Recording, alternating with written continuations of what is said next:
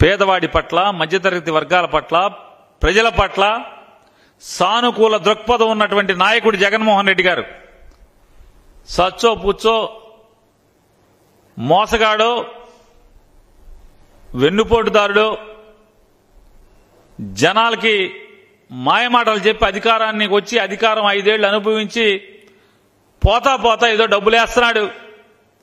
సరే సావని అని ఊరుకున్నారు తప్పితే జగన్మోహన్ రెడ్డి గారు పేదవాళ్ళకి వేయకుండా ఆపండి అని చెప్పారా మీకులాగా? ఇవాళ మీరు ప్రతి పథకాన్ని వాలంటీర్ ద్వారా చేయకూడదు అన్నారు. ఎన్నికల కమిషన్ దగ్గరికి వెళ్ళి పెద్ద పెద్ద ఉపన్యాసాలు ఇస్తున్నారు. అసలు మామూలుగా కాదు. అసలు అంటే ఇలా బుర్రలో ఏదో పెద్ద ఆలోచన ఉన్నట్టు. ఒకడు చెప్తాడు, నేను లెక్కేశానండి 1,60,000 మంది సచివాలయ ఉద్యోగస్తులు ఉన్నారు ఈ రాష్ట్రంలో. ఈ సచివాలయ ఉద్యోగస్తులు 65,90,000 చిల్లర ఎంతో దగ్గర 66 లక్షల మంది పెన్షన్దారులు ఉన్నారు. వాళ్ళందరికీ లెక్కేస్తే ఒక్కొక్క సచివాలయ ఉద్యోగస్తుడికి 80 పెన్షన్లు ఇవ్వచ్చండి అని ఒకడు అంటాడు. ఎందుకండి సచివాలయ ఉద్యోగస్తులు తలుచుకుంటే ఇంటింటికి వెళ్ళి ఇవ్వద్దని ఎవడు చెప్పాడు? సచివాలయ ఉద్యోగస్తుల ద్వారా 1,60,000 సచివాలయ ఉద్యోగస్తులందరినీ కూడా వాడి పెన్షన్లు ఇవ్వాలి. కేవలం జగన్మోహన్ రెడ్డి కుట్ర చేస్తున్నాడు, జగన్మోహన్ రెడ్డి గారి ప్రభుత్వం కుట్ర చేస్తుందని మాట్లాడతారు. ఓరి మీ పాసుగోలా అసలు మామూలుగా నిన్నటి దాకా ఏం మాట్లాడారు మీరందరూ? చంద్రబాబు నాయుడు, పవన్ కళ్యాణ్, భారతీయ జనతా పార్టీ మీరు ఏం మాట్లాడారు? జగన్మోహన్ రెడ్డి గారు ఎక్కిన తర్వాత ఒక్క ప్రభుత్వ ఉద్యోగం నియామకం చేయలేదు. ఒక్క ప్రభుత్వ ఉద్యోగంలో ఒక్క యువకుడిని, ఒక్క నిరుద్యోగిని నింపలేదు. ఒక్క జాబ్ క్యాలెండర్ ఇవ్వలేదు. అసలు ప్రభుత్వ ఉద్యోగాలు నింపలేదు అన్నారు. ఈ సచివాలయ వ్యవస్థ ఎక్కడది? నువ్వు పెట్టావా చంద్రబాబు నాయుడు? ఈ సచివాలయ వ్యవస్థ నువ్వు పెట్టావా? సచివాలయంలో 10 మంది ఉద్యోగస్తుల్ని వాళ్ళు 1,60,000 మంది చెప్తున్నావు కదా. ఈ 1,60,000 మీ నోటితో మీరు చెప్పారు కదా. ఎన్నికల కమిషన్కి వెళ్ళి కాగితం ఇచ్చారు కదా. 1,60,000 మంది సచివాలయ ఉద్యోగస్తులు ఉన్నారు. జగన్మోహన్ రెడ్డి గారి ప్రభుత్వం కుట్ర చేస్తుంది. ఈ సచివాలయ ఉద్యోగస్తుల ద్వారా ఇంటింటికి పెన్షన్ ఇవ్వచ్చు అని మాట్లాడారు. ఎవడు వీళ్ళందరూ? గాలికి పుట్టారా?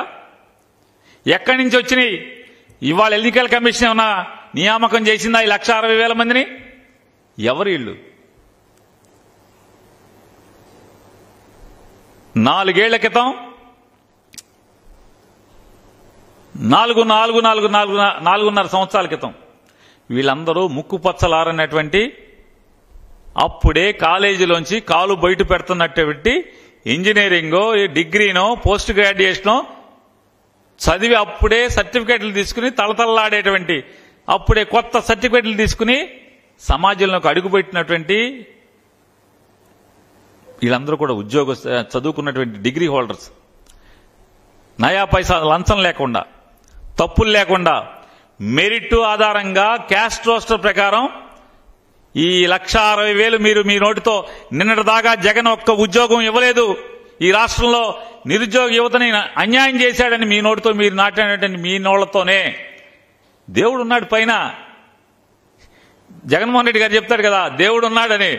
దేవుడు ఉన్నాడు కాబట్టే మీ పాపమ్మ నోళ్లతోనే నిన్నటి దాకా జగన్మోహన్ రెడ్డి గారు ఒక్క ఉద్యోగం కూడా నియామకం చేయలేదు అన్నటువంటి మీ పాపపు నోళ్లతోనే మీరే ఇవాళ ఎలక్షన్ కమిషన్ దగ్గరికి వచ్చి సంతకాలు పెట్టి జగన్మోహన్ రెడ్డి గారు రాష్ట్రంలో అద్భుతమైనటువంటి సచివాలయ వ్యవస్థను ఏర్పాటు చేశాడు.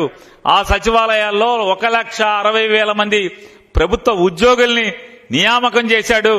వాళ్ల ద్వారా పెన్షన్ పంచండి అని సిగ్గు ఎగ్గు లేకుండా మీ నోళ్లతోనే మీరు సమాజానికి, ప్రపంచానికి జగన్మోహన్ రెడ్డి గారు చేసినటువంటి మంచికి మంచి చెప్పేటువంటి మనిషిగా మీరు ఇవాళ మారారు.